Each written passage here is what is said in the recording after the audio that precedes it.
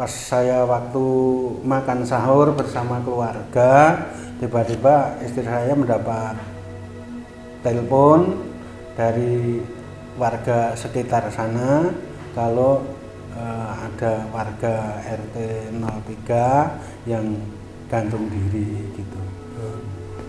Itu kalau kejadian yang terjadi di Padukuhan Wunung barusan ini, saya kira kalau menurut pribadi saya ini tidak ada hubungan apa-apa. Saya kira ya mungkin ada faktor yang lain yang menyebabkan simbah ataupun orang tersebut gantung diri. Itu. Dari warga sekitar tidak ada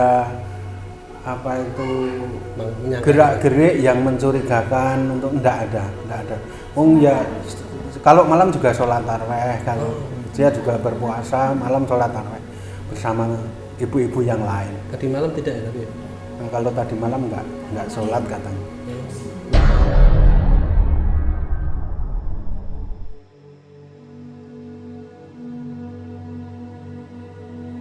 Aku menulis buku dan juga mengamati persoalan di Gunung Kidul itu sejak 98 sebenarnya. Sejak 98 baru kemudian 2002 terbit buku saya sama yang saya tulis sama Mas Iman Budi Santoso pada saat itu. Almarhum yang baru meninggal 100 hari lebih dikit. Sebenarnya awalnya itu karena apa ya? Aku lahir di sini, terus kemudian aku juga merasakan stigma sebagai orang Gunung Kidul. Bagaimana kemudian suatu ketika aku pernah jajan di angkringan sekitar Bulak Sungur, ditanya orang mana Mas, orang Gunung Kidul. Tinggi ya. Dari situlah kemudian muncul, ini kurang ajar ya. Asu ngapa sih diri gitu loh, bukan yang lain gitu loh. Yang menurut saya menyakitkan sebenarnya. Sehingga dari situ aku berpikir ini aku harus bagaimana. Aku bukan siapa-siapa, aku tidak punya kuasa apapun. Aku kebingungan sampai pada akhirnya ya sudah, kita putuskan kita bareng-bareng nulis buku lah. Sehingga aku nulis buku sama Mas Iman Budi Santoso, karena pada saat itu juga Mas Iman kan penulis senior dan aku baru orang yang mau belajar menulis. Dan alhamdulillah ya udah, tulis bareng Ki. Kamu yang ke lapangan silahkan ditulis, kita tulis bareng, dan terbit tahun 2002. Ya itulah bukunya, judulnya Talipati, kisah-kisah Gunung Kidul. Saya psikiater di Rumah Sakit PKU Muhammadiyah Wonosari dan di Rumah Sakit Umum Daerah Wonosari Gunung Kidul Yogyakarta. Saya tinggal di sini sudah lebih kurang 20 tahunan.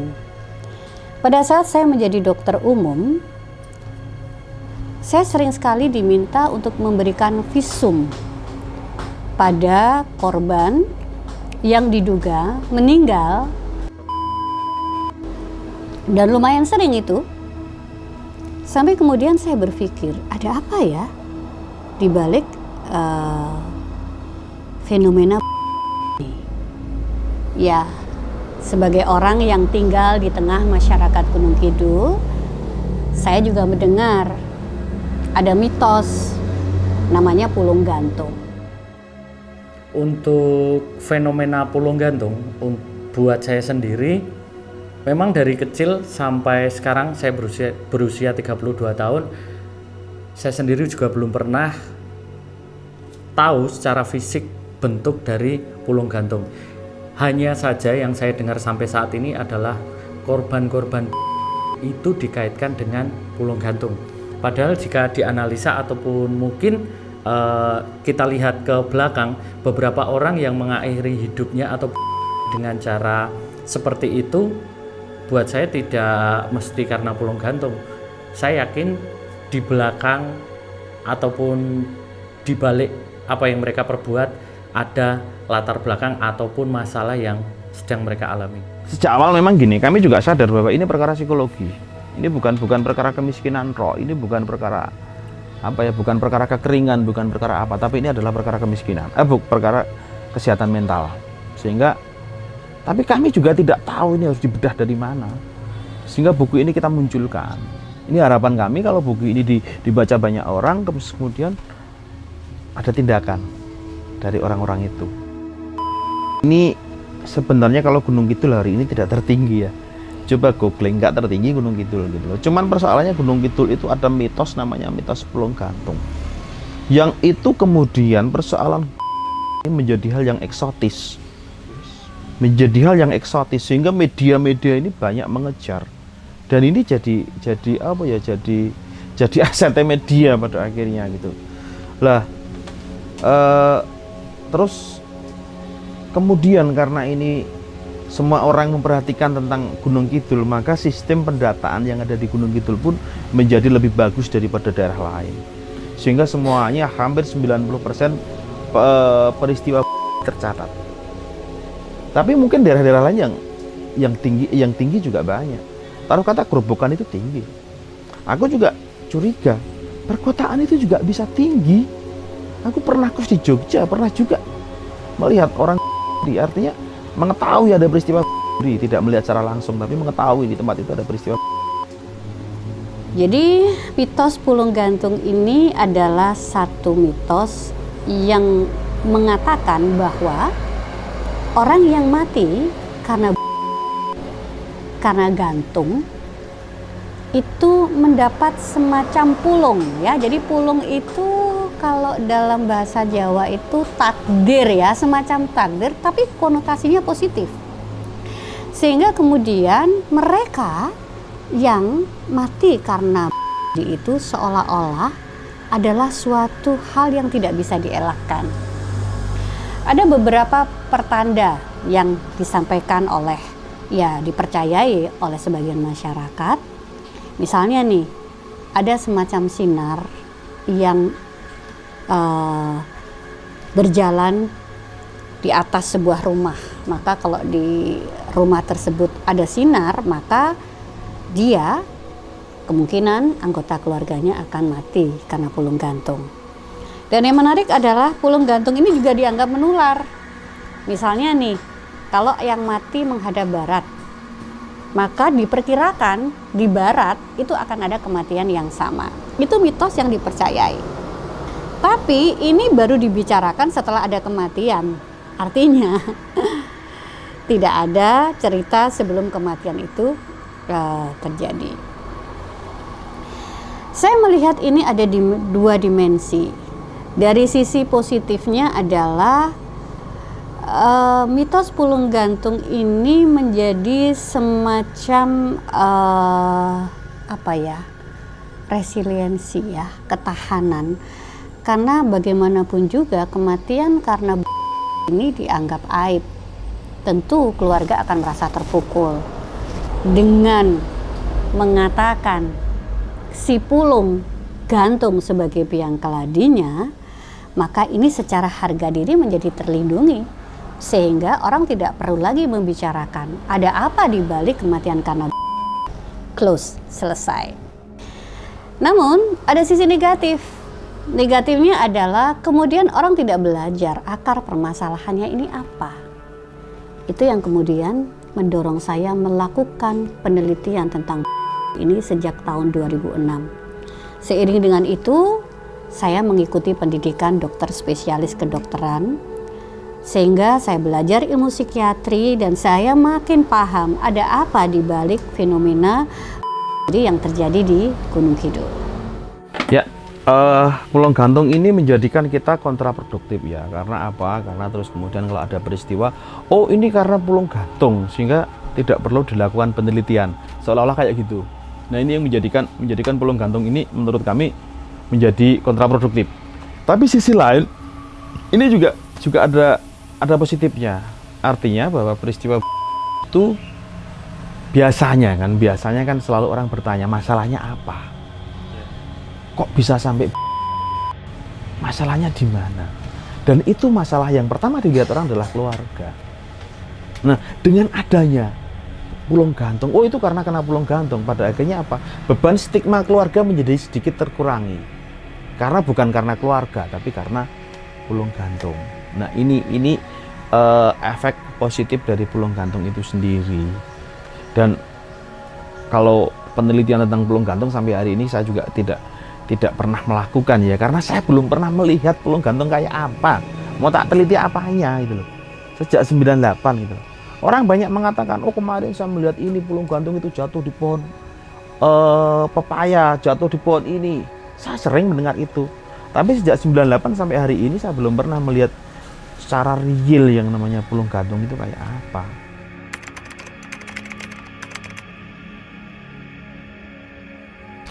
Ya itu wajar karena apa ya? Karena kan hari ini perkara mitos di daerah kita itu kan masih cukup dipercayai. Jadi bagi saya kalau itu ada yang kayak gitu ya, saya selalu saja orang saya nggak melihat kok. Dan saya bisa melihat itu ya mungkin saya bisa percaya. Tapi seiring berjalan waktu, pulung gantung hanya dijadikan ataupun pulung gantung sendiri dijadikan sebagai apa ya istilahnya, sebagai pengalih perhatian di saat ada satu orang yang mengakhiri hidupnya dengan cara orang-orang di sekitarnya pasti akan menganggap pulung gantung. Padahal beberapa tahun terakhir ini berita ataupun media mengabarkan pulung gantung sendiri itu sebagai sesuatu yang enak untuk dikonsumsi masyarakat. Padahal di Kabupaten Gunung Kidul sendiri, di Kabupaten Gunung Kidul sendiri banyak orang yang sekarang lebih fokus ke masalah yang dialami orang tersebut. Kenapa mengakhiri hidup, bukan fokus ke pulung gantungnya. Oleh karena itu, buat saya sendiri kalau ditanya percaya atau tidak pulung gantung, itu kembali ke kita masing-masing. Tapi jika mitos tersebut memang tidak ada ataupun memang tidak benar, berarti pulung gantung selesai.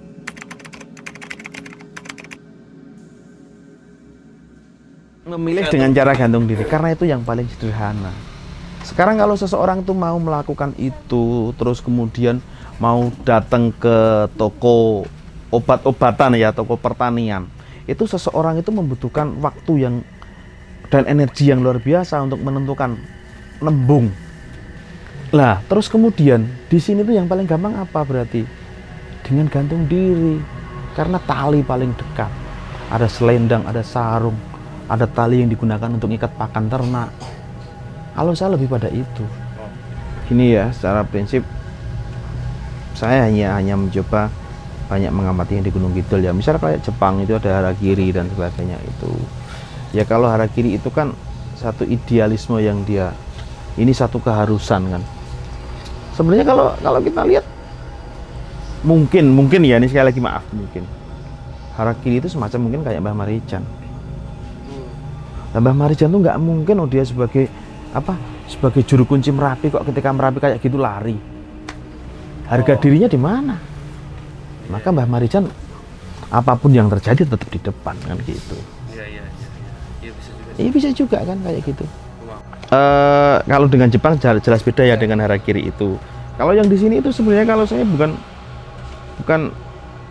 ya kalau orang ngomong kekalahan juga bisa jadi ini kekalahan. Tapi secara prinsip tadi orang itu nggak pengen mati, tapi pengen melepaskan beban hidup, pengen mengakhiri kesakitan. Itu jelas.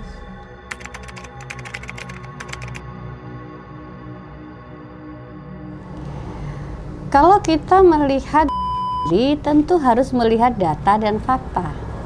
Jadi kita tidak bisa berasumsi, oh ini kematiannya karena apa, karena ini nggak bisa. Karena itu tidak ada satu penyebab tunggal, makanya kita menyebutnya sebagai faktor resiko. Kalau kita melihat data dalam 10 tahun terakhir ini, sebagian besar bunuh diri adalah usia produktif, tetapi juga banyak yang berusia lanjut. Nah, saya akan fokus dulu kenapa berusia lanjut. Jadi begini, orang-orang yang berusia lanjut pada umumnya mengalami kelemahan secara fisik, bahkan mungkin juga mengalami penyakit fisik. Nah, kemudian ada satu semacam filosofi bahwa orang tuh nggak pengen ngerepotin orang lain. Jadi kita tidak bisa melihat bahwa mereka yang mati itu semata-mata karena keputusasaan, enggak, tapi itu sebagai bentuk juga dari perilaku heroisme karena tidak ingin merepotkan orang lain. Ini kalau kita lihat dari konteks orang-orang yang berusia lanjut, yang mungkin juga mengalami sakit-sakitan gitu. Kemudian yang kedua adalah faktor loneliness. Tidak bisa dipungkiri bahwa kondisi masa sekarang ini ketika situasi kekerabatan itu menjadi makin longgar, atau kemudian ada anggota keluarga yang harus pergi keluar kota atau merantau, banyak orang tua yang tinggal sendiri. Sebenarnya ini bukan problem Gunung Kidul saja, tetapi problem lansia secara umum. Perkara kemudian dianggap matinya karena sakit, karena apapun lah itu, ya itu hanya kita sebut sebagai pencetus saja. Bagaimana dengan mereka yang berusia produktif ya? Dalam hal ini adalah orang-orang dewasa atau mungkin remaja, anak-anak. Nah, sebagai seorang psikiater saya melihat bahwa mereka sebenarnya mengalami gangguan mental emosional yang kita sebut sebagai depresi. Jadi depresi itu adalah gangguan suasana hati yang disebabkan salah satunya adalah kekacauan sistem neurotransmitter di otak, namanya serotonin. Jadi ketika serotonin itu turun, kemudian ada kekacauan di situ, dopamin 2 meningkat, sehingga muncul ide-ide yang tidak realistik, termasuk percobaan. Jadi tidak ada seorang pun yang bertujuan saya mau mati diri, enggak. Itu bukan tujuan. Tapi diri itu dianggap sebagai cara untuk menghentikan nyeri batin. Jadi ketika batin itu sudah begitu terluka, rasanya tidak ada jalan keluar yang lain, maka kemudian mereka berpikir mati dengan untuk menghentikan nyeri. Nah, bagaimana dikaitkan dengan fenomena mistik dan lain sebagainya? Mungkin ada yang mengatakan sebelum dia mendengar bisikan, seperti ada yang menuntun dan sebagainya. Ya, jadi begini, faktor resiko terbesar 80% adalah depresi. Orang yang mengalami depresi berat itu ada kekacauan proses berpikir di otak, kemudian timbul gejala yang namanya halusinasi. Apakah itu halusinasi penglihatan, halusinasi pendengaran, atau kemudian muncul waham. Waham itu adalah keyakinan palsu yang tidak bisa diubah. Mungkin waham magic mistik dan sebagainya, sehingga kemudian ini dianggap dikaitkan dengan mistik. Beberapa pasien atau penyintas yang selamat itu saya tanya, apa yang terjadi sebelum kamu? Dia mengatakan, saya mendengar bisikan. Nah, kami menyebutnya itu sebagai halusinasi. Jadi kalau ini dikaitkan dengan mistik, dalam perspektif saya sebagai seorang psikiater, sebagai dokter jiwa, enggak banget gitu. Tapi kalau masyarakat kemudian mempercayai, itu adalah hak, karena manusia itu adalah makhluk biopsikososial spiritual. Secara biologi saya melihat ini memang ada kekacauan sistem di otak ketika orang kemudian berpikir tentang diri atau kematian.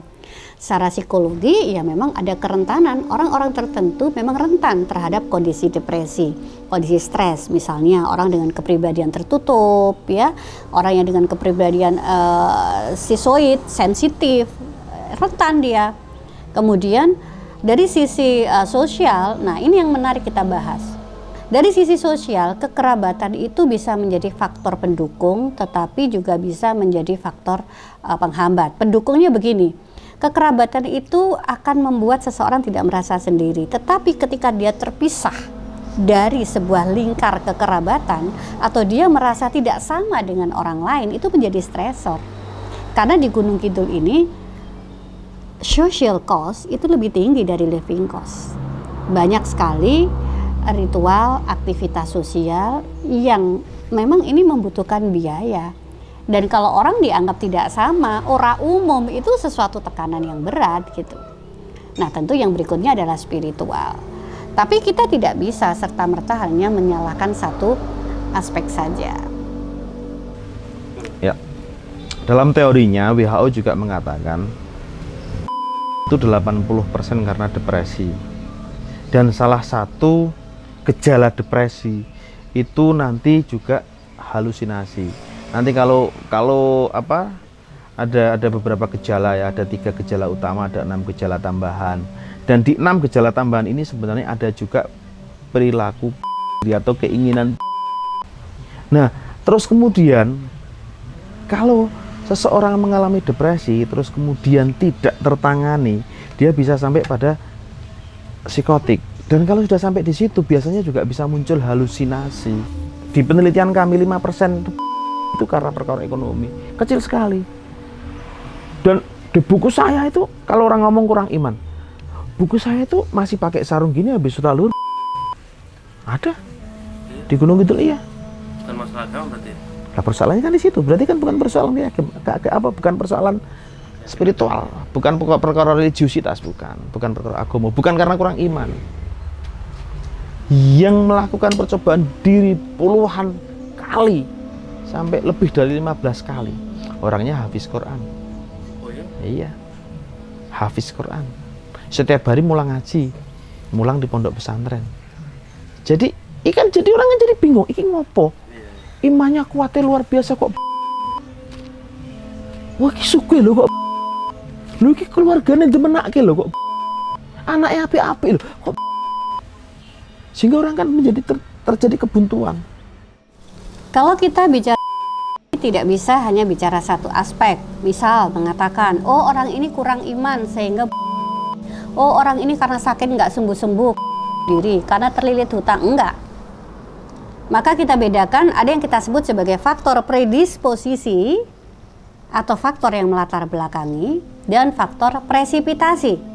Presipitasi itu faktor pencetus.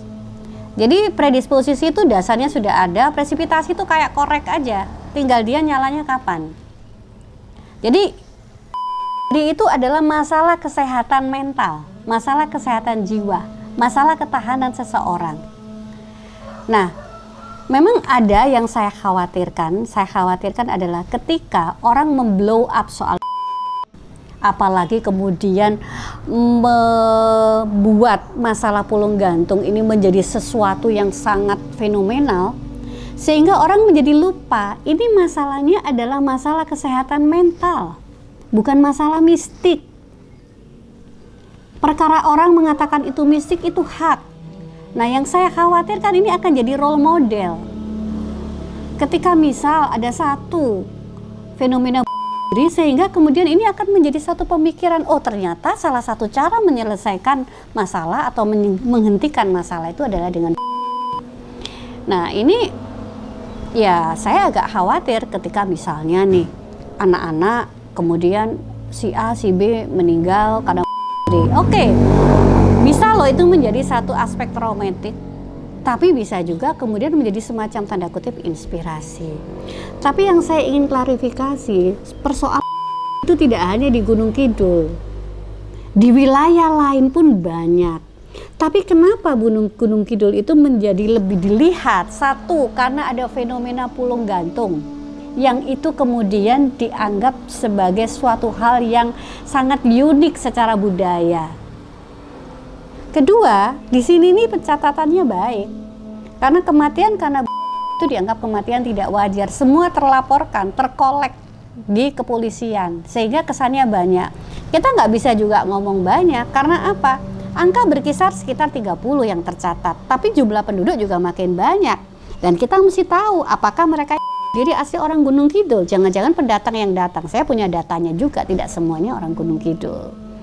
Nah, kalau di kota-kota besar mungkin lebih banyak, tapi tidak terekspos.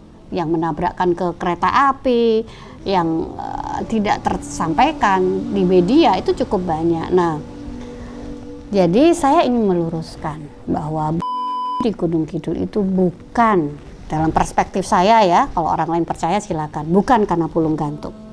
Bukan karena banyaknya, oh banyak menjadi itu orang-orang Gunung Kidul gampang. Enggak. Orang Gunung Kidul itu memiliki ketahanan mental yang bagus karena alamnya di sini keras. Kalau orang bukan yang kuat mentalnya tidak akan bisa hidup di sini. Air sulit, tanahnya bebatuan.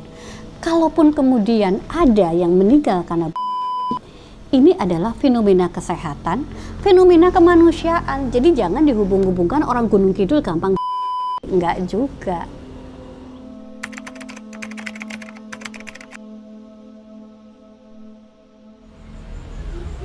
kita semuanya. Karena apa? Karena bangunan apa ya? Bangunan pemahaman masyarakat kita mengenai kesehatan ini yang perlu kita apa ya? Kita bangun lagi. Orang ngomong tentang kesehatan itu selalu aja kesehatan fisik kok. Tidak pernah mempertimbangkan terus kemudian kesehatan mental itu enggak. Padahal jelas di amanah lagu kebangsaan kita, bangunlah jiwanya, bangunlah raganya. Tapi apakah ada terus kemudian di fasilitas untuk kesehatan mental sama dengan fasilitas kesehatan fisik sama dengan kesehatan mental? Jumlah rumah sakit umum di DIY ini ada berapa saja, tapi rumah sakit jiwa hanya ada beberapa. Nah ini termasuk juga setiap puskesmas. Setiap puskesmas, tidak semua puskesmas memiliki layanan kesehatan mental. Artinya apa? Orang ngomong selalu kesehatan itu ya kesehatan fisik.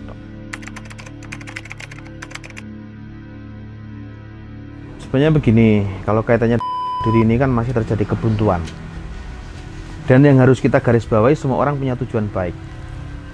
Sekarang kalau kasus-kasus di Gunung Kidul, orang di rumah, terus kemudian rumah itu ada setelah dibakar, kemudian ada yang dijual, dibakar, misalnya di pohon, terus kemudian juga dibakar.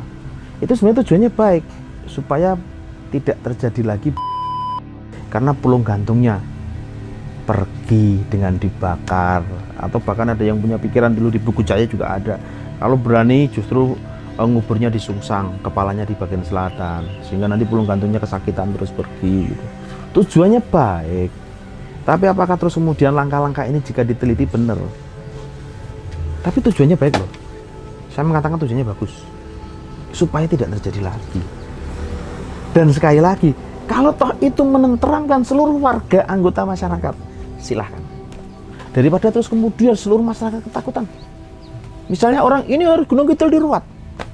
Kalau itu menenteramkan masyarakat, silahkan. Tapi kalau bar diruat terus kemudian karena proses ruatan kabeh dan duwe utang. Karena lagi ruat kudu nganggo kebu, kudu nganggo itu lah. Nanti dulu gitu loh. Tapi kalau itu menenteramkan, silahkan gitu loh. Tentu untuk mengurangi orang yang kecanduan narkoba nggak langsung diputus deh. Pasti juga dosisnya diturunkan kan kayak gitu. Menjadi inspirasi gitu loh. Tapi kalau kami jelas persoalannya adalah karena memang persoalan ini tadi, teori beban. Beban berat itu bukan karena 1 ton, beban ringan bukan karena sekental. Aku punya 1 ton tak bawa pakai truk ringan, aku punya sekental tak bawa pakai pit ontel ya abot.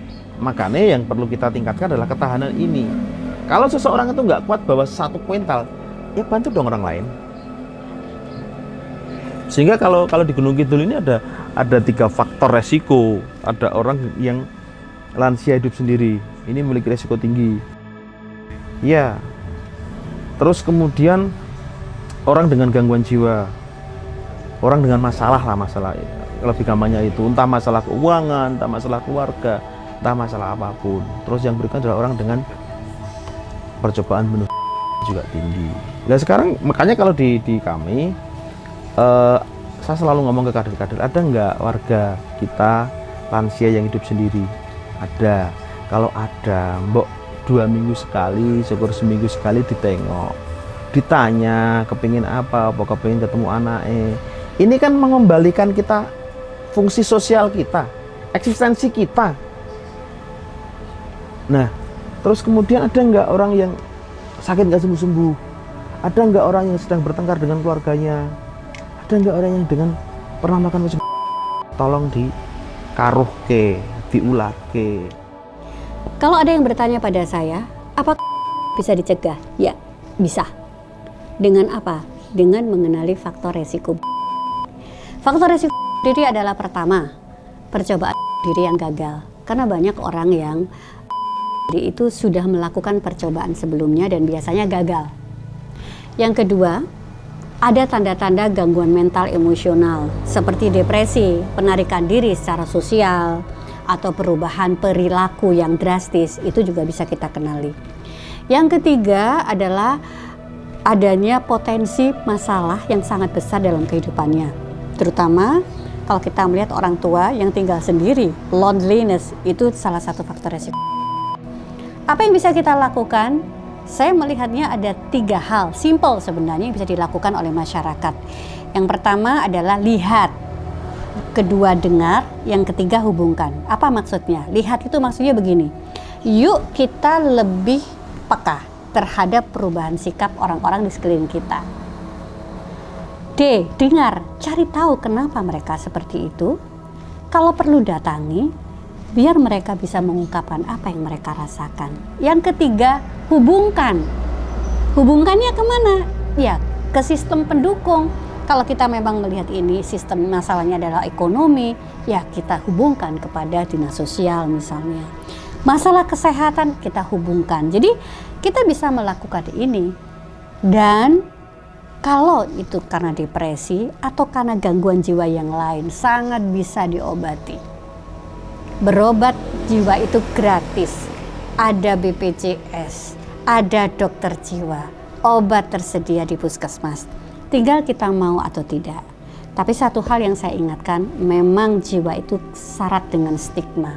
Seolah-olah orang kalau sudah berurusan dengan jiwa, seolah-olah adalah satu aib dan dianggap gangguan jiwa berat. Padahal masalah kesehatan jiwa adalah masalah kesehatan juga, karena sehat selalu ada 2 unsur, jiwa dan raga. Jika pulung gantung ini hanya mitos yang meresahkan masyarakat, kita stop. Kita mungkin bisa lebih fokus ke kenapa orang bisa mengakhiri hidupnya dengan cara gantung diri, bukan fokus ke pulungnya. Biarkan mereka mau percaya pulung gantung atau tidak, itu juga hak mereka. Tapi yang jelas kita usaha kita sebagai yang masih sehat, yang masih bisa merangkul semuanya, pesan saya adalah mari kita mulai berbenah. Biarkan mitos itu menjadi mitos saja, tapi di dalam hidup lebih baik kita membuka hidup kita lebar-lebar untuk orang-orang yang membutuhkan cerita, untuk orang yang membutuhkan didengarkan, ataupun untuk orang yang memang benar-benar mencari solusi. Sebenarnya di Kabupaten Gunung Kidul sendiri mungkin banyak yang belum tahu, ada beberapa layanan di pusat kesehatan seperti mungkin di kejiwaan ataupun juga di psikiater. Mereka adalah orang-orang yang siap menampung segala keluh kesah teman-teman semuanya ataupun warga Gunung Kidul yang dalam tanda kutip mereka ada sedikit ganjalan dalam hidupnya. Karena balik di beberapa kasus rata-rata mereka yang ataupun mereka yang mengakhiri hidupnya dengan cara tersebut adalah mereka yang sebenarnya memiliki masalah. Dan jangan jadikan pulung gantung sebagai penutup cerita yang manis. Kalau satu kalimat tentang pulung gantung, menurut Bapak? Ya itu kebuntuan. Sesuatu itu harus dinamai. Dan pada akhirnya karena kita bingung mau menamai apa, akhirnya dinamai pulung gantung.